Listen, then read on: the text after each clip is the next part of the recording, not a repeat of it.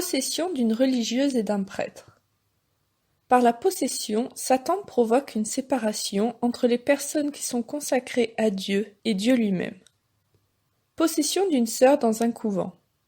La religieuse est l'une des plus dévotes, estimée de tous, elle ne manque à aucun de ses devoirs et c'est la plus assidue de son ordre. Mais du jour au lendemain, son comportement change brusquement. Lorsqu'elle entre dans la chapelle, elle se sent mal, sa tête lui tourne et une force monte en elle, lui disant de fuir. Elle a l'impression d'étouffer, au point qu'elle doit sortir et rentrer dans sa cellule, où elle a retiré tout objet béni ou sacré car il la terrifie. Les jours passent et son état empire. Tout ce qui évoque le sacré l'irrite, et dès qu'elle aperçoit un prêtre ou une des sœurs, elle s'enfuit à toutes jambes pour éviter de se mettre à hurler ou l'agresser. Dès le début de l'exorcisme, la sœur se transforme en serpent qui rampe sur les coudes et les genoux avec une agilité qui n'a rien d'humain. Elle rampe dans toute la pièce, passe entre les pieds des deux autres sœurs qui l'accompagnaient, tournant autour de l'exorciste sans jamais s'approcher ni le toucher. La possédée a la bouche remplie d'écume, elle montre les dents comme un félin et tire la langue comme un serpent.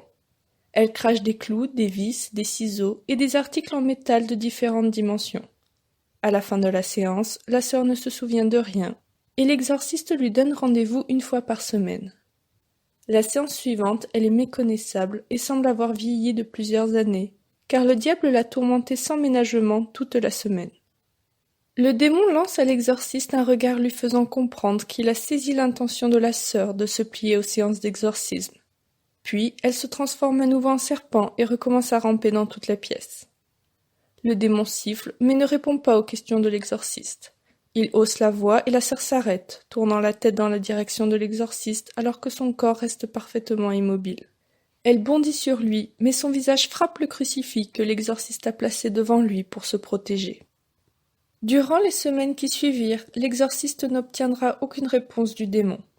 Posséder un prêtre ou une religieuse n'est pas facile, mais si le démon y parvient, il fera tout pour ne pas lâcher sa victime. Dans ce cas précis, sa stratégie est simple. Il ne parle pas à l'exorciste, s'empêchant de révéler son nom. Au bout de 2 mois, personne ne se présente au rendez-vous.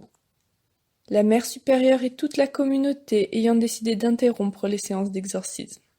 Depuis ce jour, le père amorphe n'entendra plus parler d'elle. Souvent, les prêtres et les religieuses possédées ne réussissent pas à être délivrés, car leurs supérieurs mettent fin à l'exorcisme, par peur de la violence du diable qui se déchaîne entre les séances. Possession d'un prêtre. La possession a débuté peu avant son ordination.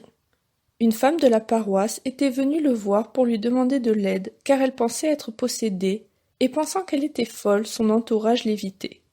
Alors par pitié pour elle, il commanda au démon de venir en lui et le démon obéit sur le champ. Depuis, chaque fois qu'il célèbre la messe, il doit s'empêcher de hurler une grossièreté qu'une voix forte et puissante hurle durant la consécration, tout en s'efforçant de ne pas s'échapper de l'église.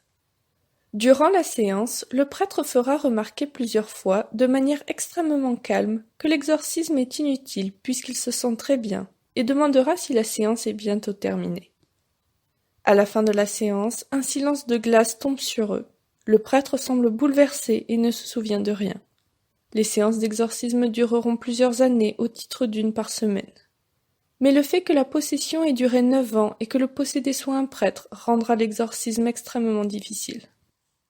Dieu permet les possessions pour permettre aux personnes qui en sont victimes de gagner en sainteté par leur souffrance, mais aussi pour d'autres personnes qui en ont besoin.